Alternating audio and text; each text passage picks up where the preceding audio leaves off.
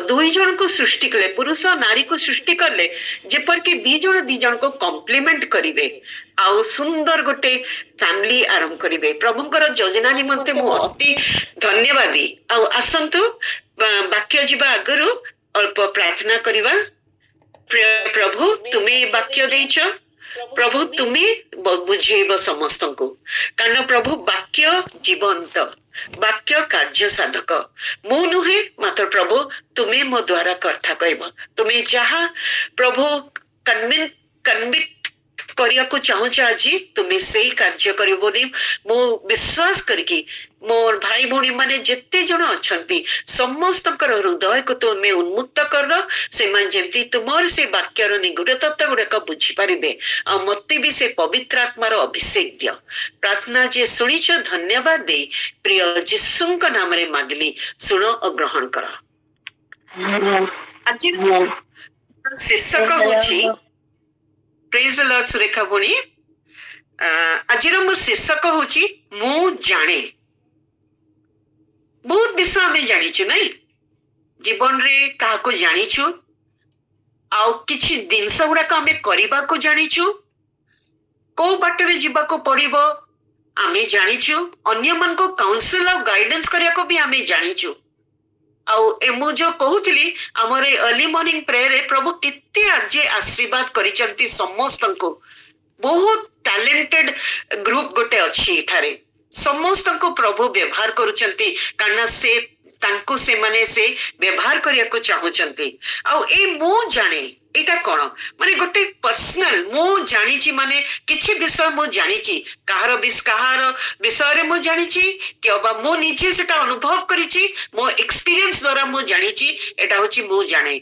आज जेहेतु international women's day मु तीनिटी नारी को ऊपर फोकस करिबी आ से नारी मान को आपण माने बहुत भलरे जानिचंती आ सेति पई मु आरंभ करिबी प्रथम नारी होची जोहन तार 4:25 रे आपण पाइबे एंटर जोहन चैप्टर 25 4 रे पाइबे सेटा होची सामरिटन वुमन आ आमे देखुछु आमे जानिछु सामरिटन वुमन के काहेकि प्रभु तांको से यहूदी हेले मध्य से समरियन स्त्री संगरे जो कथावार्ता कले मते लागुची सेटा होची सबुटो बहुत लंबा कथावार्ता गोटे स्त्री संगरे केते गुड़ाक विषय ता संगरे डिस्कशन कले जेतले यहूदी मानकर आ समरिय मानकर कोनोसी लेन देन नथिला तांको भितरे एनिमिटी थिला हेले मध्य यीशु निजे डेलिब्रेटली जानी शुणी की आसिकी ए नारी निकट रे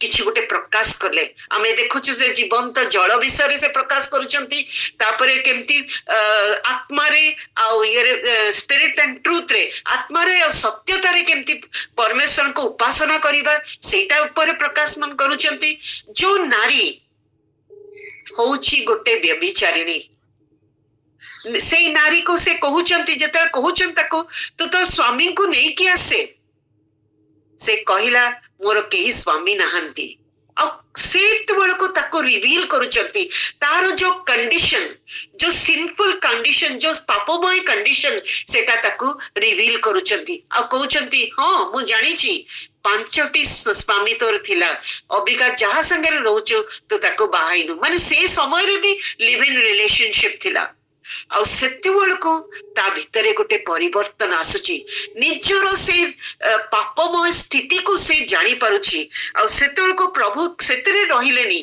ताको गोटे बहुत से कोन कहउचंती जदि हमें 25 रे देखिबा समरण स्त्री कोन कहउची स्त्री लोक तांको देखि कहिला मसीह जहां को ख्रीष्ट कहंती से आसुचंती बोली मु जाने जेतेबेले से आसीबे से आंभ मानकु सबु विषय जणाइबे ए जो स्टेटमेंट जेतेबेले से करूची ए पर्यंत तार कथावार्ता चली थिला मात्र से जेतेबेले कहूची मसीह जहा को ख्रीष्ट कहंती से आसुचंती बोली मु जाने प्रभुंक निकट रे जेतेबेले सेटा स्वीकार करूची से जानी परुची जेतेबेले तार पापमय कंडीशन टाको प्रभु ताको रिवील करूचंती से जानी परचंती ये कोनोसी साधारण लोक नुहंती से गोटे प्रॉफिट ଆଉ ସେ ଗୋଟେ ଭବିଷ୍ୟତ ବକ୍ତା ଆଉ ସେଇଟା ସେ କହିଲେ ମଧ୍ୟ ଆଉ ଯେତେବେଳେ ସେଇଟା ସ୍ୱୀକାର କରୁଛନ୍ତି ଯେ ମୁଁ ଜାଣିଛି ଯେ ମସିହ ଆସୁଛନ୍ତି ସେତେବେଳେ ପ୍ରଭୁ ତାକୁ ଗୋଟେ ଅତି ଉତ୍ତମ ବିଷୟ ତାକୁ ନିଜେ କହୁଛନ୍ତି ମୁଁ ସେହି ଯୀଶୁ ତାହାଙ୍କୁ କହିଲେ 26ରେ ଲେଖା ହେଇଛି ଯୀଶୁ ତାହାଙ୍କୁ କହିଲେ ତୁମ୍ଭ ସହିତ କଥା ହେଉଛି ଯେ ମୁଁ ସେହି ଅଟେ ମାନେ ଦେଖନ୍ତୁ ପ୍ରଭୁଙ୍କର ଯୋଜନା ଏଇ ଯୋଉ ବ୍ୟଭିଚାରିଣୀ ସ୍ତ୍ରୀ ଆଗରେ ସେ ଗୋଟେ ଏତେ ବଡ ସତ୍ୟତାକୁ ସେ ପ୍ରକାଶମାନ କରୁଛନ୍ତି ତୁମେ ଭାବୁଛ ଖ୍ରୀଷ୍ଟ ହଉଛନ୍ତି ସେ ମସିହ ଆସିବେ ମାତ୍ର ତୁମ ଆଗରେ କିଏ ଛିଡା ହେଇଛନ୍ତି ମୁଁ ହଉଛି ସେ ମସିହ ସେତେବେଳକୁ ସେଇ ବ୍ୟଭିଚାରିଣୀ ସ୍ତ୍ରୀର କମ୍ପ୍ଲିଟ ୟୁ ଟର୍ନ ହେଇଛି ଗୋଟେ ପରିବର୍ତ୍ତନ ଆସିଛି ଜୀବନରେ ଆଉ ଯେତେବେଳେ ସେ ପରିବର୍ତ୍ତନ ଆସିଛି ସେ ଚୁପ ହେଇକି ରହିପାରିଲା ନାହିଁ ଆଉ ସେ କଣ କଲା ନିଜର ପରିତ୍ରାଣ ପାଇଲା ପରେ ସେ ଅନେକ ଲୋକଙ୍କର ପରିତ୍ରାଣର କାରଣ ହେଲା ସେ ରହିଲାନି ସେଠି ସେ ଦୌଡ଼ିଗଲା ଗାଁକୁ ଦୌଡ଼ିଗଲା ଆଉ ସେଇଠି ଆମେ ଗୋଟେ ଦେଖୁଛୁ verse 39ରେ ତାହାର କଥା ହେତୁ ସେହି ନଗରରେ ସମରଣଙ୍କ ମଧ୍ୟରୁ ଅନେକ ତାହାଙ୍କ ଠାରେ ବିଶ୍ୱାସ କରିଲେ ଅନେକ ଲେଖା ହେଇଛି ଗୋଟେ ନୁହେଁ ଦୁଇଟା ନୁହେଁ ତିନିଟା ନୁହେଁ ଅନେକ ସମରଣ ମାନେ ଯୋଉମାନେ ଈଶ୍ୱରଙ୍କୁ ଜାଣିନଥିଲେ ଯୋଉମାନେ ଯୀଶୁ ଖ୍ରୀଷ୍ଟକୁ ନିଜର ତ୍ରାଣକର୍ତ୍ତା ହିସାବରେ ଗ୍ରହଣ କରୁନଥିଲେ କାରଣ ସେ ଭାବୁଥିଲେ ସେ ହଉଛନ୍ତି ଜିହୁଦୀ ମାନଙ୍କର ପରମେଶ୍ୱର ଆମର ନୁହନ୍ତି ମାତ୍ର ସେଇ ଦିନ ଗୋଟେ ନାରୀ ଗୋଟେ ବ୍ୟଭିଚାରିଣୀ ସ୍ତ୍ରୀ ଅବିକା କଣ ଟ୍ରାନ୍ସଫର୍ମ ହେଇଛି ଗୋଟେ ମିଶନରୀ ଯୋଉ ସ୍ତ୍ରୀଟି ତାର ଜୀବନ ସାରା ପାପରେ ତାର ଜୀବନଟା କଟିଛି ଯେତେବେଳେ ସେ ଏନକାଉଣ୍ଟର କରିଛି ଯୀଶୁଙ୍କ ସାଙ୍ଗରେ ଆଉ ଯୀଶୁଙ୍କ ସାଙ୍ଗରେ ଏନକାଉଣ୍ଟର କରିକି କହିଛି ମୁଁ ଜାଣେ ମସିହ ଆସୁଅଛନ୍ତି ଆଉ ଯେତେବେଳେ ପ୍ରକାଶ କରିଛନ୍ତି ପ୍ରଭୁ ତାଙ୍କୁ ମୁଁ ନିଜେ ସେଇ ମସିହ ସେ ତାର ପରିତ୍ରାଣ ସେଦିନ ପାଇଲା ଆଉ ପ୍ରଭୁଙ୍କ ନିମନ୍ତେ କେତେ ଜଣକୁ ଡାକି ଆଣିଲା ଆଉ ତାର ଯୋଉ ପରିବର୍ତ୍ତନ ଦେଖିକି ଅନେକ ଲୋକ ପ୍ରଭୁଙ୍କ ଠାରେ ବିଶ୍ୱାସ କରିଲେ ପ୍ରିୟ ଭାଇ ଓ ଭଉଣୀ ମାନେ ଆମର ଜୀବନ ସେଇଟା ହେବା ଦରକାର ଆମେ ଯେତେବେଳେ ଏନକାଉଣ୍ଟର କରୁଛୁ ପ୍ରଭୁଙ୍କ ସାଙ୍ଗରେ ଆମେ କଣ ସେଇ ପୁରୁଣା ସ୍ୱଭାବକୁ ଆଉଥରେ ଫେରି ଯାଉଛୁ କି ନା ନୂତନ ସ୍ୱଭାବ ତାଙ୍କୁ ପରିଧାନ କରିକି ଆମେ କଣ ଅନେକ ଜଣକୁ ଆକର୍ଷିତ କରିପାରୁଛୁ ତାଙ୍କର ଧାର୍ମିକତା ତାଙ୍କୁ ଜାଣିବା ପାଇଁ ତାଙ୍କର ପରିତ୍ରାଣ ପାଇବା ପାଇଁ ସେମାନେ କଣ ଆସିପାରୁଛନ୍ତି ଆଉ ଦ୍ୱିତୀୟ ନାରୀ ବିଷୟରେ ମୁଁ କହିବି ଯୋହନ ତାର 11, 21 ଆଉ 22 ମାର୍ଥା ଯୀଶୁଙ୍କୁ କହିଲେ ପ୍ରଭୁ ଯଦି ଆପଣ ଏଠାରେ ଉପସ୍ଥିତ ହୋଇଥାନ୍ତେ ତାହେଲେ ମୋର ଭାଇ ମରି ନଥାନ୍ତା କିନ୍ତୁ ଆପଣ ଈଶ୍ୱରଙ୍କୁ ଯାହା କିଛି ମାଗିବେ ଈଶ୍ୱର ଯେ ତାହା ଆପଣଙ୍କୁ ଦେବେ ଏହା ଏବେ ସୁଦ୍ଧା ମୁଁ ଜାଣେ ପୁନର୍ବାର ପଢୁଛି କିନ୍ତୁ ଆପଣ ଈଶ୍ୱରଙ୍କୁ ଯାହା କିଛି ମାଗିବେ ଈଶ୍ୱର ଯେ ତାହା ଆପଣଙ୍କୁ ଦେବେ ଏହା ମୁଁ ସୁଦ୍ଧା ଜାଣେ ମାର୍ଥାଙ୍କୁ ଆମେ ସବୁବେଳେ ଟିକେ ମାନେ ମରିୟମଙ୍କ କମ୍ପାରିଜନ ରେ ମରିୟମଙ୍କର ଯୋଉ ତୁଳନାରେ ଆମେ ତାଙ୍କୁ ଟିକେ ହୟଗାନ କରୁ କିମ୍ବା ତାଙ୍କୁ ଇମ୍ପୋର୍ଟାନ୍ସ ଦଉନୁ କାରଣ ଆମେ ଭାବୁ ମାର୍ଥା ତ ବହୁତ ବିଷୟରେ କାରଣ ପରମେଶ୍ୱର ନିଜେ ଯୀଶୁ ଖ୍ରୀଷ୍ଟ ନିଜେ କହିଥିଲେ ସେ ବହୁତ ବିଷୟରେ ବ୍ୟସ୍ତ ଆଉ ତାର ବହୁତ ବିଷୟରେ ସେ ଟେନସନ ତାର ଥାଏ ବହୁତ ବିଷୟରେ ସେ ଖାଲି ଘର ମାତ୍ର ମରିୟମ ମନୋନୀତ କରିଛି ଯୋଉଟା ମନୋନୀତ କରିଛି ସେଟା ହଉଛି ସବୁଠୁ ଉତ୍ତମ ବିଷୟ ମରିୟମ ମନୋନୀତ କରିଛି ମାତ୍ର ଏଇଠି ଆମେ ଦେଖୁଛୁ ଯେତେବେଳେ ଲାଜାର ମରି ଯାଇଛନ୍ତି 4 ଦିନ ହେଇଗଲାଣି ପ୍ରଭୁ ଯୋଉ ପରିବାରକୁ ଅତିଶୟ ପ୍ରେମ କରନ୍ତି ମାର୍ଥା ମରିୟମ ଆଉ ଲାଜାରକୁ ସେ ଏତେ ପ୍ରେମ କରୁଛନ୍ତି ଆଉ ସେ ଯେତେବେଳେ ଆସିଛନ୍ତି ଲାଜାର ତାଙ୍କ ଘରେ ସେ ମରିୟମ ସାଙ୍ଗରେ କଥାବାର୍ତ୍ତା କରୁନାହାନ୍ତି କାରଣ ମରିୟମ ବସିକି ସେ କାନ୍ଦୁଛନ୍ତି ଇମୋସନାଲ ହେଇକି ସେ ପୁରା ବ୍ରେକଡାଉନ ହେଇକି ସେ ଖାଲି କାନ୍ଦି ଚାଲିଛନ୍ତି ମାତ୍ର ମାର୍ଥା ସାଙ୍ଗରେ ତାଙ୍କର ଏନକାଉଣ୍ଟର ହେଇଛି ମାର୍ଥା ଯେତେବେଳେ କହୁଛନ୍ତି ତାଙ୍କୁ କହୁଛନ୍ତି ଯେ ପ୍ରଭୁ ତୁମେ ଯଦି ଆସିଥାନ୍ତ ମୋ ଭାଇ ମରି ନଥାନ୍ତେ ଆଉ ତାପରେ ତାର ନେକ୍ସଟ ଷ୍ଟେଟମେଣ୍ଟ ସେ କହୁଛି ଏଇ ସୁଧା ଏବେ ସୁଧା ମୁଁ ଜାଣେ ଯେ ତୁମେ ଈଶ୍ୱରଙ୍କୁ ଯାହା ମାଗିବ ନିଶ୍ଚିତ ଭାବରେ ଈଶ୍ୱର ଶୁଣିବେ। ସେ କେବଳ ଫିଜିକାଲ ହିଲିଂ ବିଷୟରେ ସେ ମାଗୁଛି। ତା ଭାଇ ଯେମିତି ରକ୍ଷା ପାଇବ, ତା ଭାଇ ଯେମିତି ମରଣରୁ ପ୍ରଭୁ ଉଠିକି ଆସିବ ସେଇଟା ବିଷୟରେ ସେ ଭାବୁଛି। ସେ ମାତ୍ର ସେ କାହିଁକି ନା ତା ଜୀବନ ସାରା ସେ ଦେଖିଛି, ମାଥା ଦେଖିଛି ପ୍ରଭୁ କେତେ କେତେ ଲୋକଙ୍କୁ ହିଲ୍ କରିଛନ୍ତି, ସୁସ୍ଥତା ଦେଇଛନ୍ତି, କୋଉମାନେ କେତେ କଠିନ ସବୁ ବିଷୟ ଗୁଡିକରେ ସେ ସୁସ୍ଥତା ଦେଇଛନ୍ତି। ଆଉ ସେ ଭାବୁଛି ମୋ ଭାଇଙ୍କୁ ହୁଏତ ପ୍ରଭୁ ଯଦି ମାଗନ୍ତି ତାଙ୍କ ଈଶ୍ୱରଙ୍କୁ ଯଦି ମାଗନ୍ତି ମୋ ଭାଇ ପୁନର୍ବାର ଜୀବିତ ହେଇକି ଆସିବ। ମାତ୍ର ପ୍ରଭୁ ସେଇ ମାର୍ଥାକୁ ଗୋଟେ ଫାଉଣ୍ଡେସନାଲ ଟ୍ରୁଥ, ଗୋଟେ ସତ୍ୟତା ମାନେ ସାଲଭେସନ ର ଫାଉଣ୍ଡେସନାଲ ଟ୍ରୁଥ ସେ ତାକୁ ରିଭିଲ କରୁଛନ୍ତି। କଣ କହୁଛନ୍ତି? ଯୀଶୁ ତାଙ୍କୁ ସେତେବେଳେ କହୁଛନ୍ତି ହଁ ତୁମ ଭାଇ ଆଉ ଥରେ ଜୀବିତ ହେବେ, he will be risen again। ସେତେବେଳେ ସେ କହୁଛନ୍ତି ହଁ ମୁଁ ଜାଣିଛି ତ ମୋ ଭାଇ ନିଶ୍ଚିତ ଭାବରେ ଜୀବିତ ହେବେ। କେବେ ଜୀବିତ ହେବେ? ସେ ରେଜରେକ୍ସନ ଟାଇମରେ, ପୁନରୁତ୍ଥାନ ସମୟରେ ମୁଁ ତାଙ୍କୁ ଭେଟିବି। ଆମେ ବି ସମସ୍ତେ ଭାବୁନା ଆମେ ଯେତେବେଳେ କୌଣସି ମରଣ ଘରକୁ ଯାଉ ଆମେ ସମସ୍ତଙ୍କୁ ସାନ୍ତ୍ୱନା ଦିଅ, ଦିନେ ଆସିବ ଆମେ ତାଙ୍କ ସାଙ୍ଗରେ ଭେଟିବା, ଆମର ପ୍ରିୟଜନ ମାନଙ୍କ ସାଙ୍ଗରେ ଭେଟିବା, ଆମେ କେତେ ସୁନ୍ଦର ବି ଗୀତ ବି ଗାଉ, ହଁ ଦେଖା ହବ ସେ ଜର୍ଦ୍ଦନ ନଦୀ କୂଳେ, ଆମେ ସବୁ ସେଇ ସବୁ। ମାତ୍ର ଏଇଠି ମାର୍ଥା ଯୀଶୁ ତାଙ୍କୁ ଗୋଟେ ସୁନ୍ଦର ବିଷୟ କହୁଛନ୍ତି। କଣ କହୁଛନ୍ତି? ଯୀଶୁ ତାଙ୍କୁ କହିଲେ ମୁଁ ପୁନରୁତ୍ଥାନ ଓ ଜୀବନ। ଏଇଟା ହଉଛି ସବୁଠୁ ବହୁତ ଏତେ ଗୋଟେ ଟ୍ରୁଥ ସେ ସେଇଠି ରିଭିଲ କରୁଛନ୍ତି। ମୁଁ ପୁନରୁତ୍ଥାନ ଓ ଜୀବନ। ଯେତେବେଳେ ସାଲଭେସନ ଆଉ ତାପରେ ଯେତେ ସୁନ୍ଦର କିନା ଲେଖା ହେଇଛି, ଯୋଉମାନେ ତାଙ୍କ ଠାରେ ବି I am the resurrection and the life, whoever believes in me though he die, ଯେ ମୋ ପୁନରୁତ୍ଥାନ ଜୀବନ, ଯେ ମୋ ଠାରେ ବିଶ୍ୱାସ କରେ ସେ ଯଦ୍ୟପି ମରେ ତଥାପି ସେ ବଞ୍ଚିବ, ପୁଣି ଯେହିକି ବଞ୍ଚେ ଓ ମୋ ଠାରେ ବିଶ୍ୱାସ କରେ ସେ କଦାପି କେବେ ହିଁ ମରିବ ନାହିଁ। ଏହା କଣ ବିଶ୍ୱାସ କରୁଅଛ? ସେ ତାହାଙ୍କୁ କହିଲେ ମୁଁ ହଁ ପ୍ରଭୁ, ଯାହାଙ୍କର ଜଗତକୁ ଆଗମନ କରିବାର ଥିଲା ଆପଣ ଯେ ଈଶ୍ୱରଙ୍କ ପୁତ୍ର ସେହି ଖ୍ରୀଷ୍ଟ, ଏହା ମୋର ବିଶ୍ୱାସ। ଗୋଟେ ଫିଜିକାଲ ହିଲିଂ ମାର୍ଥା ଚାହୁଁଥିଲା, ତା ଭାଇ ଯେମିତି ଆଉ ଥରେ ଜୀବିତ ହେଇକି ଆସିବେ। ମାତ୍ର ପ୍ରଭୁ ତାଙ୍କୁ ସ୍ପିରିଚୁଆଲ ରେଭେଲେସନ ଦଉଛନ୍ତି କି କହୁଛନ୍ତି ମୁଁ ହଉଛି ସେ ପୁନରୁତ୍ଥାନ ଜୀବନ। ତୁମେ ମୋ ଠାରେ ଯଦି ବିଶ୍ୱାସ କର, ଯୋଉମାନେ ଯେତେ ଜଣ ମୋ ଠାରେ ବିଶ୍ୱାସ କରିବେ ସେ ଯଦ୍ୟପି ସେମାନେ ମରିଛନ୍ତି ସେମାନେ ଜୀବିତ ହେବେ। ପ୍ରଭୁଙ୍କର ଏଇ ଯୋଉ ମାର୍ଥାକୁ ମରିୟମ ସାଙ୍ଗରେ ଏଇଟା ରିଭିଲ କରିନାହାନ୍ତି, ଏଇ ଯୋଉ ଫାଉଣ୍ଡେସନାଲ ଟ୍ରୁଥ ପ୍ରଭୁ ଆଉ ସେଇଥିରେ ସେଇ ଯୋଉ ବିଶ୍ୱାସ କରିଲେ ମାର୍ଥା, ସେଇଦିନ କେବଳ ତାଙ୍କ ଭାଇ ଜୀବିତ ହେଇକି ଆସିଲେନି, ମାତ୍ର ପ୍ରଭୁଙ୍କର ଯୋଉ ମିରାକଲ ଯେତେ ଜଣ ସେଠାରେ ଦେଖିଲେ ପ୍ରଭୁଙ୍କୁ ସେମାନେ ବିଶ୍ୱାସ କରିଲେ।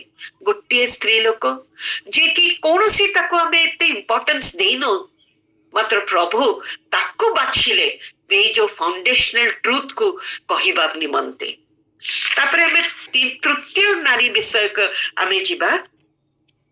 ସେ ହଉଛନ୍ତି, ଆମେ ଯଦି ଯହୋଶୁଆ ଚାପ୍ଟର 2 verse 8 ଆଉ 9, ସେଟା ହଉଛି ରାହାବ ଦ ପ୍ରସ୍ଟିଟ୍ୟୁଟ, ନହେଲେ ରାହାବ ଦ ବେଶ୍ୟା। ଆଉ ଚୋର ମାନେ ଯେତେବେଳେ ଆମେ ପଢିବା verses 8 ଆଉ 9, ଆଉ ଚୋର ମାନେ ଶୟନ କରିବା ପୂର୍ବେ ସେ ସ୍ତ୍ରୀ ଛାତ ଉପରେ ସେମାନଙ୍କ ନିକଟକୁ ଯାଇ କହିଲେ ମୁଁ ଜାଣେ ସଦାପ୍ରଭୁ ତୁମ୍ଭ ମାନଙ୍କୁ ଏହି ଦେଶ ଦେଇଅଛନ୍ତି। ମାନେ ଭାବନ୍ତୁ, ଦିଟା ଚୋର ସେଠାରେ ସେଲ୍ଟର ନେଇଛନ୍ତି ଗୋଟେ ବେଶ୍ୟା ଘରେ। ଆଉ ବେଶ୍ୟା ଏ ମାର୍ଥା ଆଉ ଯଦି ଆମେ ଦେଖିବ ସମରୀରଣ ସ୍ତ୍ରୀ ଯୀଶୁ ଖ୍ରୀଷ୍ଟଙ୍କ ସାଙ୍ଗରେ ତାଙ୍କର ଏନକାଉଣ୍ଟର, ପର୍ସନାଲ ଏନକାଉଣ୍ଟର ହେଇଥିଲା। ମାତ୍ର ରାହାବ ଯେତେବେଳେ ପରମେଶ୍ୱରଙ୍କ ବିଷୟରେ ସେ ଖାଲି ଶୁଣିଥିଲେ, ସେ ହଉଛନ୍ତି ଇସ୍ରାଏଲର ପରମେଶ୍ୱର, ଆଉ ଏହିପରି ଆଶ୍ଚର୍ଯ୍ୟ କାର୍ଯ୍ୟ ସେ କରିଛନ୍ତି, ଆଉ ସେ ତାଙ୍କର ସେ ଦୃଢତା, ସେ ସବୁ ଶୁଣିଲା ପରେ ତାଙ୍କ ମନରେ କଣ ହେଇଛି ନା ସେ ହୃଦୟ ତରଳି ଗଲା। ତାଙ୍କର ଯେତେ ଲୋକ ସେମାନେ ଜେରିଖୋରେ ରହୁଥିଲେ ତାଙ୍କ ହୃଦୟ ତରଳି ଗଲା, ଆଉ ସେ ପ୍ରଭୁଙ୍କୁ ସେ ଗୌରବ ଦଉଛନ୍ତି।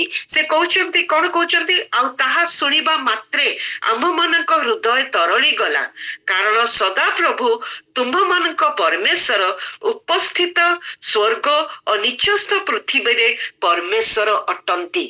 ମାନେ ଏତେ ମହାନ ପରମେଶ୍ୱର, ଆମେ ସେ ଗୋଟେ ବିଜାତି, ସେ ଗୋଟେ ବେଶିଆ, ମାତ୍ର ତା ମନରେ ପ୍ରଭୁ କେମିତି କାର୍ଯ୍ୟ କଲେ।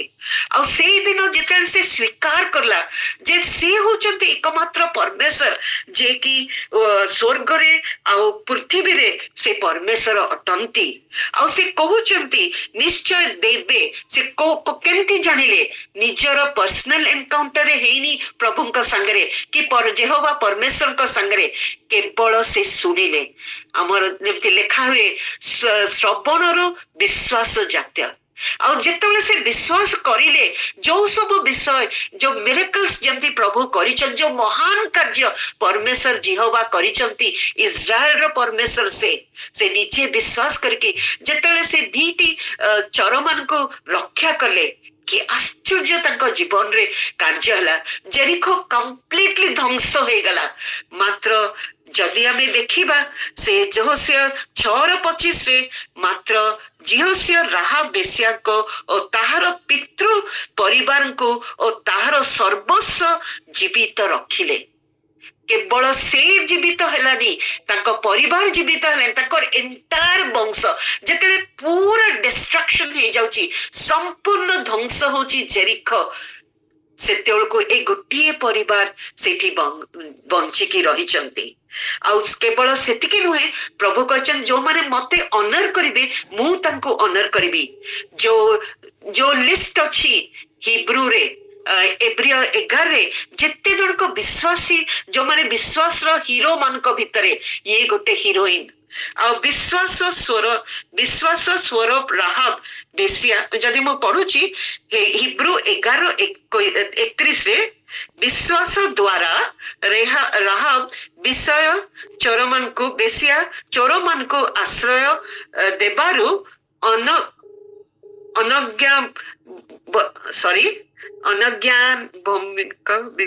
ସରି ମୁଁ ଏଇଟା ଓଡିଆରେ ପଢି ପାରୁନି, ଏକ୍ସକ୍ୟୁଜ ମି।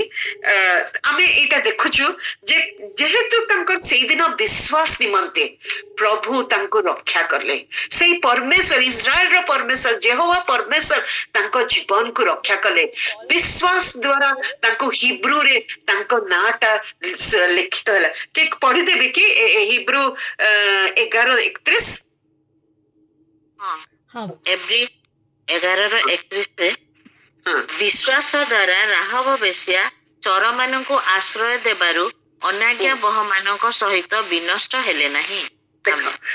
ଅନ୍ୟମାନଙ୍କୁ ସମସ୍ତେ ବିନଷ୍ଟ ହେଇଗଲେ, ମାତ୍ର ତାଙ୍କର ଯୋଉ ବିଶ୍ୱାସ ଥିଲା, ସେ ପରମେଶ୍ୱରଙ୍କୁ ଜାଣି ନଥିଲେ, ନିଜେ ଜାଣିନଥିଲେ, ମାତ୍ର ଶୁଣିକିରି ସେ ଯେତେବେଳେ ବିଶ୍ୱାସ କଲେ ପ୍ରଭୁ ତାଙ୍କୁ ରକ୍ଷା କଲେ। ସେତିକି ନୁହେଁ, ସେ ଆମେ ଦେଖୁଛୁ ଯୋଉ ମାଥ୍ୟୁରେ ଆମେ ଦେଖୁଛୁ ସେଇଠି ଯୀଶୁ ଖ୍ରୀଷ୍ଟ ତାଙ୍କ ନିଜ ବଂଶାବଳୀରେ ତାଙ୍କୁ ଅନ୍ତର୍ଭୁକ୍ତ କରିଛନ୍ତି। କି ଆଶ୍ଚର୍ଯ୍ୟ ଭାବରେ ଏଇ ନାରୀ, କାହିଁକି? ମୁଁ ଜାଣେ ସେ ପରମେଶ୍ୱରଙ୍କୁ ସେ ଜାଣିଥିଲା। ପ୍ରଥମେ ଆମେ ଦେଖିଲୁ ମାର୍ଥା ବିଷୟ, ଆମେ ଦେଖିଲୁ ସମୀରଣ ସ୍ତ୍ରୀ ବିଷୟରେ। ସମୀରଣ ସ୍ତ୍ରୀ କହିଲେ ମୁଁ ମସିହାଙ୍କୁ ମୁଁ ଜାଣେ, ଆଉ ତା ଜୀବନରେ ବଦଲାव ଆସିଲା, କମ୍ପ୍ଲିଟ ୟୁଟର୍ନ ଆସିଲା। ଗୋଟେ ବେବିଚାରିଣୀ ସ୍ତ୍ରୀରୁ ସେ ହେଇଗଲା ଗୋଟେ କଣ ପରିବର୍ତ୍ତନ ହେଇଗଲା, ଗୋଟେ ମିଶନାରୀକୁ ପରିବର୍ତ୍ତନ ହେଇଗଲା।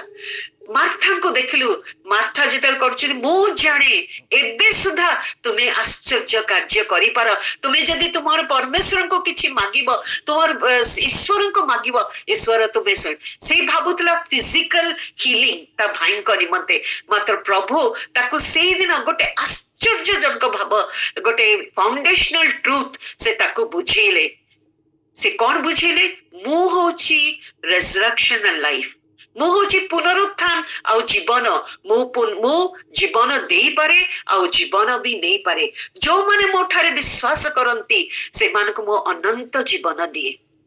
ଆଉ ଶେଷରେ ରାହାବକୁ ଆମେ ଦେଖୁଛୁ କି ଉତ୍ତମ ଭାବରେ ପ୍ରଭୁ କେବଳ ଶ୍ରବଣ ଦ୍ଵାରା ସେ ପ୍ରଭୁଙ୍କୁ ବିଶ୍ୱାସ କରିଲେ।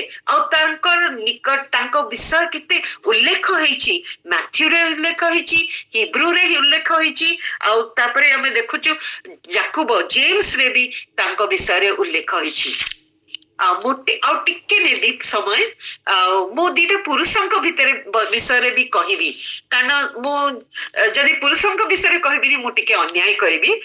ହୁଏତ ଆଜି ଇଣ୍ଟରନ୍ୟାସନାଲ ୱୁମେନ୍ସ ଡେ, ମୁଁ ସବୁ ୱିମେନ୍ ମାନଙ୍କ ଉପରେ ଫୋକସ କରୁଛି, ଆଉ ଦିଟା ପୁରୁଷଙ୍କ ଉପରେ କହିବି। ଆଉ ପ୍ରଥମ ପୁରୁଷ ଯାହା ବିଷୟରେ ମୁଁ କହିବି ସେ ହଉଛନ୍ତି ଆୟୁବ। ଆୟୁବ 19:25 ଲେଖା ଅଛି, ମାତ୍ର ମୁଁ ଜାଣେ ଯେ ମୋହର ମୁକ୍ତି କରତା ଜୀବିତ ଅଟନ୍ତି। ସେ ଏଇ ଷ୍ଟେଟମେଣ୍ଟଟା କେତେବେଳେ ଦଉଛନ୍ତି? ସେ ଷ୍ଟେଟମେଣ୍ଟଟା ଦଉଛନ୍ତି ଯେତେବେଳେ ତାଙ୍କର ପରିବାର ପୁରା ଧ୍ୱଂସ ହେଇଯାଇଛି, ଯାହା କିଛି ତାଙ୍କର ଥିଲା ପୁରା କମ୍ପ୍ଲିଟଲି ଡେଷ୍ଟ୍ରୟ ହେଇଯାଇଛି, ତାଙ୍କ ପାଖରେ ଆଉ କିଛି ନାହିଁ। ହୁଏତ ଆମେ ସେଇ କଣ୍ଡିସନରେ ଥିଲେ ଆମେ କହିପାରିଥାନ୍ତୁ, ପ୍ରଭୁ ତୁମେ ଯଦି ଜୀବିତ ମୋର ପ୍ରତି କାହିଁକି ଏଗୁଡାକ ସବୁ ହେଲା? ମୁଁ ତ ସଚ୍ଚୋଟ, ଆୟୁବ ଏପରି କହିପାରିଥାନ୍ତୁ, ମୁଁ ତ ସଚ୍ଚୋଟ, ମୁଁ ତ ସିଦ୍ଧ, ମୁଁ ତ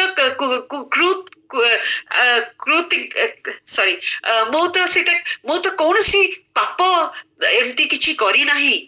ପ୍ରଭୁଙ୍କ ନିକଟରେ ସେ କହିପାରିଥାନ୍ତେ, କାହିଁକିନା ପ୍ରଭୁ ତାଙ୍କ ବିଷୟରେ ସାକ୍ଷ୍ୟ ଦେଲେ। ଆଉ ତାଙ୍କର ଯେତେବେଳେ ଏଇ କଣ୍ଡିସନରେ ଯେତେବେଳେ ସେ ତାଙ୍କ ପିଲାମାନଙ୍କୁ ହରେଇ ବସିଛନ୍ତି, ତାଙ୍କର ପ୍ରପର୍ଟି ସବୁ ହରେଇ ବସିଛନ୍ତି, ଯେତେବେଳେ ତାଙ୍କ ଦେହ ସାରା ଘା ହେଇଯାଇଛି, ସେତେବେଳକୁ ସେ କହୁଛନ୍ତି, ମାତ୍ର ମୁଁ ଜାଣେ ଯେ ମୋହର ମୁକ୍ତିକର୍ତ୍ତା ଜୀବିତ ଅଟନ୍ତି। In spite of all the suffering, ପ୍ରଭୁ ତାଙ୍କର ସେଇ ଯୋଉ କହିବାର, ତାଙ୍କର ସେଇ ଯୋଉ ବିଶ୍ୱସ୍ତତାକୁ, ପ୍ରଭୁଙ୍କ ସାଙ୍ଗରେ ଯୋଉ ରିଲେସନସିପ ଥିଲା, ସେ ଯୋଉ ପ୍ରଭୁଙ୍କୁ ସେ ଜାଣିଥିଲେ ଏଇ କଷ୍ଟ ସମୟରେ, ଆଉ ପ୍ରଭୁ ତାଙ୍କୁ ଏତେ ଆଶୀର୍ବାଦ କରିଛନ୍ତି। ଆମେ ଯଦି verse 21 ରେ ଦେଖିବା, chapter 1:42, chapter 42 10-12, ପୁଣି ସଦାପ୍ରଭୁ ଆୟୁବକୁ ତାହାର ପୂର୍ବ ସମ୍ପଦର 2 ଗୁଣ ପ୍ରଦାନ କଲେ। ଏହି ରୂପେ ସଦାପ୍ରଭୁ ଆୟୁବଙ୍କର ଆଦ୍ୟ ଅବସ୍ଥା ଅପେକ୍ଷା ଶେଷ ଅବସ୍ଥା ଅଧିକ ଆଶୀର୍ବାଦ ଯୁକ୍ତ କଲେ। କି ମହାନ ପରମେଶ୍ୱର! ଯେତେବେଳେ ତାଙ୍କ ସ୍ତ୍ରୀ କହୁଛନ୍ତି ତୁମେ ତାଙ୍କୁ ଛାଡି ଦିଅ, ଛାଡି ଦେଇକି ନିଜେ ମରିଯାଅ, ସେଇ ସମୟରେ ବି ସେ ଛାଡିଲେନି। କାହାର କଥା? ସେ ପୁରା ନିଷ୍ଠାର ସହିତ ପ୍ରଭୁଙ୍କ ନିକଟରେ କାହିଁକି ସେ ଜାଣିଥିଲେ ଯେ ତାଙ୍କର ମୁକ୍ତିକର୍ତ୍ତା ଜୀବିତ ଅଛନ୍ତି, ଆଉ ସେଇ ମୁକ୍ତିକର୍ତ୍ତା ତାଙ୍କ ନିମନ୍ତେ କାର୍ଯ୍ୟ କରିବେ। ଆଉ ସେଥିପାଇଁ ସେଇ ମୁକ୍ତିକର୍ତ୍ତା ଆଶ୍ଚର୍ଯ୍ୟ କାର୍ଯ୍ୟ କଲେ। ଆଉ ତାଙ୍କର ଏହି ରୂପେ ସଦାପ୍ରଭୁ ଆୟୁବଙ୍କର ଆଦ୍ୟ ଅବସ୍ଥା ଅପେକ୍ଷା ଶେଷ ଅବସ୍ଥା ଅଧିକ ଆଶୀର୍ବାଦ ଯୁକ୍ତ କଲେ। ଆଉ ଜଣେ ଆମେ ଦେଖିବା ପାଉଲ, 2 ତିମୋଥୀ 1:12 ଏପରି ଲେଖା ଥାଏ, ଏହି କାରଣରୁ ମଧ୍ୟ ମୁଁ ଏହି ସବୁ ଦୁଃଖ ଭୋଗ କରୁଅଛି, ତଥାପି ମୁଁ ଲଜ୍ଜିତ ନୁହେଁ, କାରଣ ମୁଁ ଯାହାଙ୍କ ଠାରେ ବିଶ୍ୱାସ କରିଅଛି ତାହାଙ୍କୁ ଜାଣେ। ପୁଣି ମୁଁ ତାହାଙ୍କ ହସ୍ତରେ ଯାହା ସମର୍ପଣ କରିଅଛି ତାହା ମହାଦିନ ପର୍ଯ୍ୟନ୍ତ ସୁରକ୍ଷା କରିବାକୁ ସେ ଯେ ସାମର୍ଥ୍ୟ ଅଟନ୍ତି, ଏହା ଦୃଢ ରୂପେ ବିଶ୍ୱାସ କରିଅଛି। I know whom I have believed. କେତେବେଳେ ସେ ବିଲିଭ କଲେ? ଯେତେବେଳେ ସେ ଦମସ୍କ ପଥରେ ଯାଉଛନ୍ତି, ଯୋଉ ତାଡ଼ନକାରୀ ପର୍ସିକ୍ୟୁଟର ସାଉଲ, ଯୋଉ ତାଡ଼ନକାରୀ ସାଉଲ ଯେତେବେଳେ ପ୍ରଭୁଙ୍କ ସାଙ୍ଗରେ ଏନକାଉଣ୍ଟର ହେଲେ, ତାଙ୍କ ଜୀବନ ବଦଳିଗଲା। କଣ ହେଲା? ସେ ଗୋଟେ ପ୍ରିଚର ପଲ୍ ହେଇଗଲେ। ଆଉ ଏତେ ଯେ ଜାଗାକୁ ଯାଇକି ସେ ପ୍ରଭୁଙ୍କ ନିମନ୍ତେ ପ୍ରଚାର କରି ଚାଲିଲେ, ଅନେକ ଲୋକଙ୍କୁ ପ୍ରଭୁଙ୍କ ନିକଟକୁ ଆଣିପାରିଲେ। ସେଇ ଯୋଉ ଯାହାକୁ ସେ ଟର୍ଚର କରୁଥିଲେ, ଯୋଉ ଖ୍ରୀଷ୍ଟିଆନ ମାନଙ୍କୁ ଟର୍ଚର କରୁଥିଲେ, ତାଙ୍କ କେତେ କଠିନ ହୃଦୟ, ଆଉ ସେ ଡେଲିବ୍ରେଟଲି ଆଜି କା दिन जदि आमे जगत रे देखुछु एई परी सब अनुष्ठान माने अछंती जो माने क्रिश्चियन मान को ताड़ना करिवे बोली डेलिब्रेटली से माने ताकर प्लान और पर्पस करिकरी से मान जाई की ध्वंस सेही परी गोटे लोक पाउल साउल थिले आ से साउलम को से कंप्लीटली बदली देले सेते पाई से जो पूरा एश्योरेंस सहित कहउचंती पूरा दृढ़ता सहित कहउचंती तथापि मु लज्जित नुहे कारण मु जहां को ठारे विश्वास करी अछि ताहां को जाने से साल्वेशन पाइबा ठुरु एपर्यंत केतुळे चिठाउ लेखुचंती ए चिठाउ से गोटे कारागार भितरे प्रिजन रे रखुचंती तिमोथी को से जानिचंती तांको नारे मरणर दंड ऑलरेडी घोषणा ही सारिची आ तांको एक्सिक्यूट करा जीवो से ए सिचुएशन रे से लेखुचंती कि आश्चर्य लोक लेखुचंती मु पुणी मु ताहांक हस्तरे जहा समर्पण करियछि कोन मु तांक हस्तरे समर्पण करियछि मोर एंटायर लाइफ 35 इयर्स तांकर तिला मिनिस्ट्री मो एंटायर लाइफ मु तांक हस्तरे समर्पण करिछि दुखरे रोगरे जिते समय आमे जदि पढ़िबा तांकर जो सफरिंग्स देखि से जाइछंती जदि के पाइबे टिके पढ़ी दियंतु सेटा द्वितीय करंती 11:23 रु 25 द्वितीय करंती 11:23 रु 25 द्वितीय करंती 11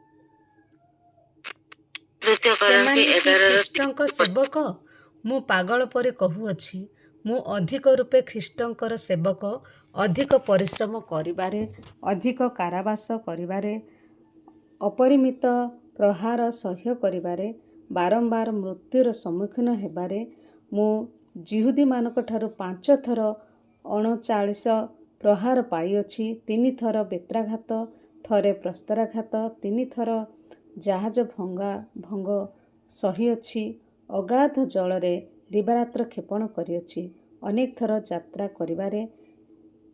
କରିଅଛି ଆମେନ୍। देखो केते कष्ट सहिकी से प्रभुଙ୍କ निमंते छिड़ा हिचंती कारण से जानी चंती जे मु तांको हस्तरे जहा समर्पण करियछि ताहा महादिन पर्यंत सुरक्षा करिबाकू से जे सामर्थ अटंती एहा दृढ़ रूपे विश्वास करियछि को दिन निमंते अबिका जो दिन से पाउच से अति शीघ्र मरणर से फेस करूचंती डेथ फेस करूचंती और जेतेबेले से डेथ फेस करते से मरण को डरू नांती सेते पई से त कहंती फिलिपी 1:21 रे कारण मो पक्ष रे जीवन धारण ख्रीष्ट पुणी मृत्यु भोग लाभजनक से गोटे विश्वासी रो पक्ष रे गोटे डेथ होची just transformation to it is a blessing से कोचिन सेटा मो पई गोटे ब्लेसिंग कारण मु जानिछि मु सेई दिन रे प्रभु कृष्णक संगे मिलित हेबी आ शेषरे से कोन कहउचंती द्वितीय तिमोथी 4:7 रे कहउचंती मु उत्तम युद्ध प्राणपण करियछि निरूपित पथर शेष जाय दौड़ी अछि मु विश्वास रक्षा करियछि अद्यवती मो निमंते धारण करता निकट रखा जाए सॉरी धार्मिकतार मुकुट रखा जाई अछि ताहा शेष दिन रे न्यायवान विचारकर्ता मते देबे पुणी केवल मते नुहे मात्र जेते लोक ताहांकु आगमन को प्रियगान करंती से समस्त को देबे एटा होची सबुटु बड़ एश्योरेंस गोटे विश्वासी रो पाउलंक जीवन रो हमें एटा सिखुछु मृत्यु को हमें डरिबानी जदि हमें जदि तांको जानिछु हमें जदि निजको तांको हस्तरे रखी देइछु से हमको सेई दिन जाए हमको कढ़ाई नेबे सेटा आमो पर से रिस्पांसिबिलिटी आमे किते तांको जानिछु हाँ दिन थिला जेतेले हमें परमेश्वर को आम त्राणकर्ता हिसाब रे हमें जानिथिलु मात्र ए जो जर्नी रे आमे एते दीर्घ दिनर हमर जो जर्नी आमे तांको आहुरी जानुचु कि आमे कौन परमेश्वर को आहुरी बेसी जानिबा जेतले से आम निमंते भी से धार्मिकतार मुकुट देबाको से जगी रहिचंती कि सुंदर भाबरे आज पाउल कहचन मु तांको जाने मार्था कहला समीरण स्त्री कहले मु ताको जाने मार्था कहला मु तांको जाने आमे राहाब बेसिया कोची मु तांको जाने आउ आयब कोचंती मु तांको जाने आउ पालो कोचंती मु तांको जाने आमे कोन से परमेश्वर को जानो कि हमर यीशु ख्रीष्टम को आमे किते भाबरे जानो आमे सेई प्रत्येकटी दिन आमे जेमती तांको आहुरी जानिबा तांको वाक्य को आहुरी पढ़िबा आ वाक्यर निगुण तत्व गुड़ा को आहुरी जानिबा आ निजो को प्रस्तुत करिबा जेपर कि पाउलन को भलिया आमे भी से धार्मिकतार मुकुट आमे जेमती अर्जन करि परिबा। धन्यवाद समस्त को आ प्रभु मते जो सुजोग देइछंती से पे आपण मान को निकट रे मु बहुत कृतज्ञ जे आपण माने मते देइछंती कृतज्ञ विश्वास करे प्रभु हम समस्त संगे कथा करते। Praise the Lord.